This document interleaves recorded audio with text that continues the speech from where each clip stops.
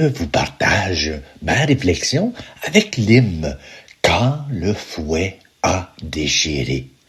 Cet hymne nous place devant un scandale théologique majeur, le silence de Dieu face à la souffrance de l'innocent. Elle ne cherche pas à embellir la passion, elle la rend brutale, incompréhensible, presque insoutenable. Quand le fouet a déchiré l'homme-dieu. Ici, il ne s'agit pas seulement d'un corps blessé, c'est l'amour lui-même qui est frappé. L'hymne insiste, on a frappé l'amour innocent. Cela change tout. Ce n'est plus une injustice parmi d'autres, c'est le rejet radical du bien absolu. Et alors surgit une attente universelle que la création réagisse. On entendait ce jour-là que les pierres crient. C'est une référence implicite à l'Évangile. Si les hommes se taisent, la création elle-même devrait protester. Mais ici, retournement dramatique. Mais les pierres se sont tues. Le monde ne réagit pas. Le mal semble normalisé. Voilà une actualisation immédiate.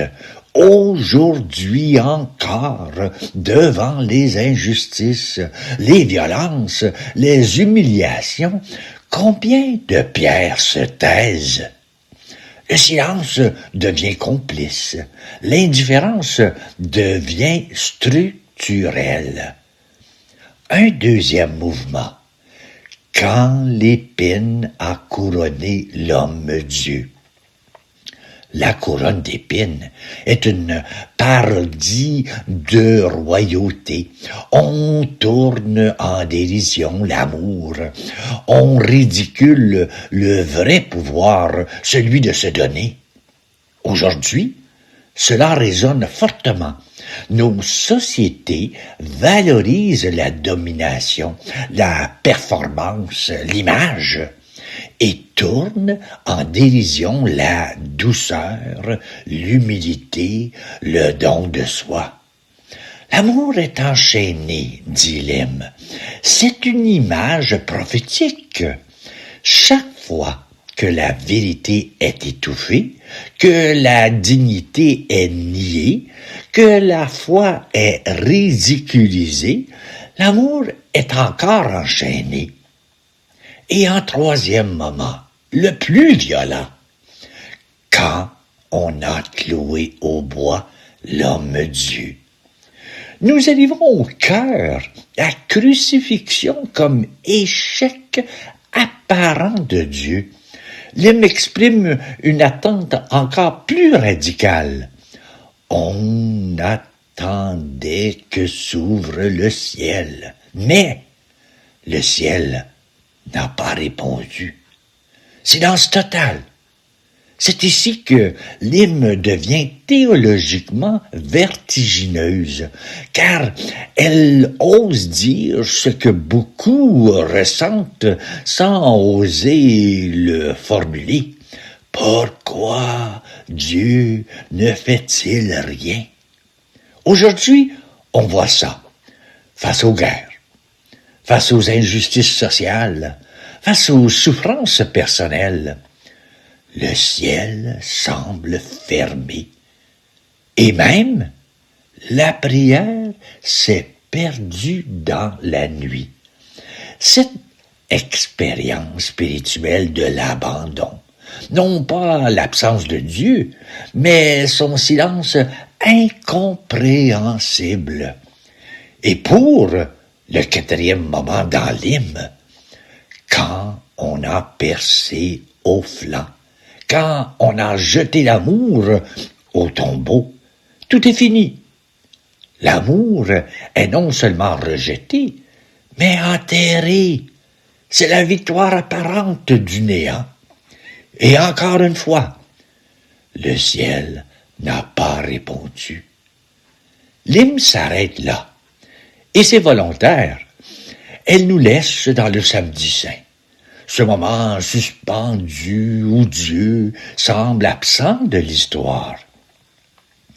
Ce silence n'est pas une faiblesse de Dieu. Il est le lieu le plus extrême de sa solidarité avec l'humanité. Dieu ne répond pas par la force. Il ne détruit pas ses bourreaux. Il absorbe la violence sans la renvoyer. C'est cela qui est incompréhensible et mystérieux.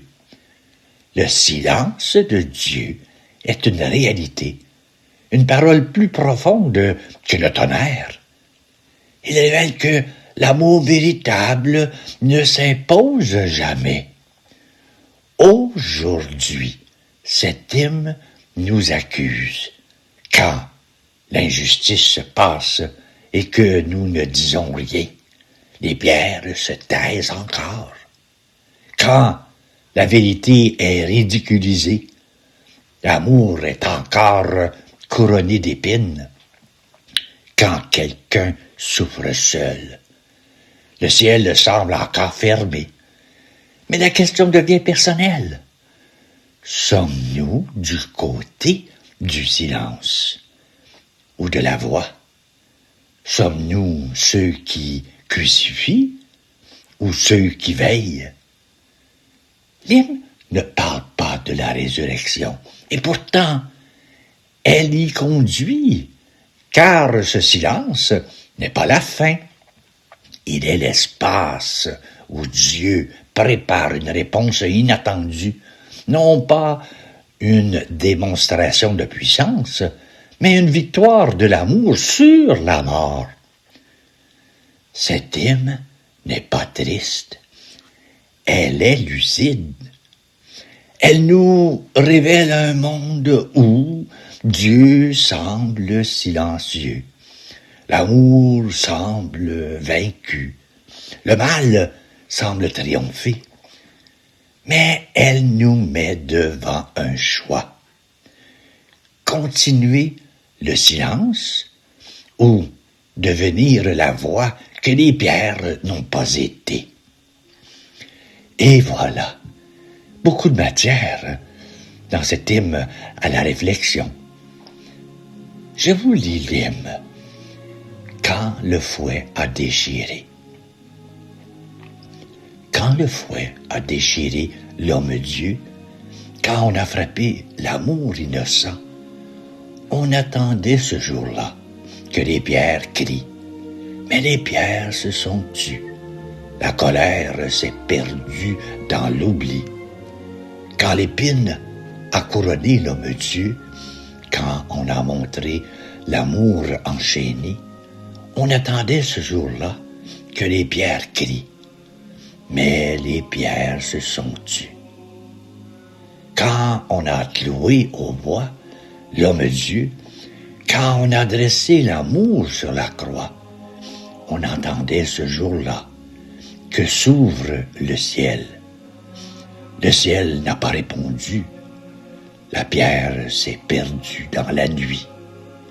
Quand on a percé au flanc l'homme-dieu, quand on a jeté l'amour au tombeau, on attendait ce jour-là que s'ouvre le ciel.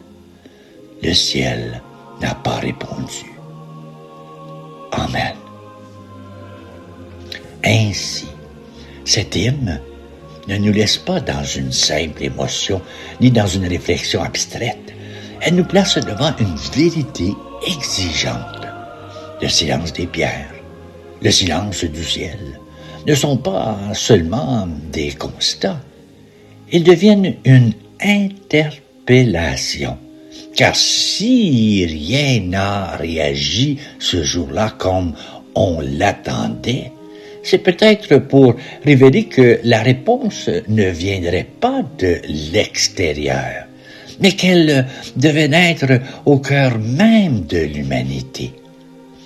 Dès lors, la question n'est plus de comprendre pourquoi Dieu semble se taire, mais de savoir ce que nous faisons, nous, face à l'amour blessé. Cet amour, cet hymne, nous conduit à ce seuil décisif. Soit nous restons dans l'attente d'un signe, soit nous devenons nous-mêmes ce signe. Et c'est là que tout bascule, car le silence n'est plus une fin, il devient l'espace où peut enfin commencer une parole vivante, incarnée, capable de redonner à l'amour la place qu'il n'aurait jamais dû perdre. Et voilà ma réflexion. Il me reste à vous souhaiter une très belle journée.